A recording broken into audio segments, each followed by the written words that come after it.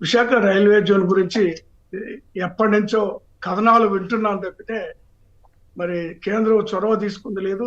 లేదా అప్పుడు 14-19 దాకా అధికారం ఉన్నటువంటి ఇదే కూటమి మరి దాని మీద చర్యలు తీసుకుంది లేదు, దాన్ని ముందుకు నడిపించింది లేదు. తిరిగి మళ్ళీ ఇప్పుడు అధికారంలోకి వచ్చినప్పుడు కూడా అదే విధానం, అదే తంతు కొనసాగుతూనే ఉంది. తర్వాత మళ్ళీ ఇప్పుడు రాష్ట్ర ప్రయోజనాలకి దెబ్బతీసే విధంగా ఇప్పుడు మళ్ళీ నిర్ణయాలు తీసుకోవడం జరిగింది. ఆంధ్రప్రదేశ్ యొక్క ప్రాధాన్యత అనేటువంటిది కూడా రాను రాను కుచించుకుపోతున్నటువంటి పరిస్థితులు మనం చూస్తా ఉన్నాం.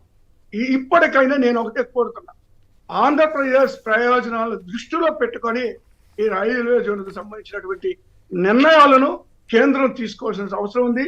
అందులో భాగస్వాములైనటువంటి మరి ఈ పార్టీలు కూడా వాళ్ళు ఏ నిర్ణయం తీసుకుంటే రైల్వే జోన్ విషయంలో వాటికి వీళ్ళు వంతపాటు తప్పితే రాష్ట్ర ప్రయోజనాల గురించి మాట్లాడకుండా మిన్నకుండడం అనేటువంటిది, బీజేపీ ఏ నిర్ణయం తీసుకున్నా వీళ్ళు తలగొడం అనేటువంటిది దురదృష్టకరమైన విషయం. ఇప్పటికైనా రాష్ట్ర ప్రయోజనాలని దృష్టిలో పెట్టుకొని వీళ్ళు కేంద్రంతో సంప్రదింపులు చేయాలని నేను కోరుతా ఉన్నాను.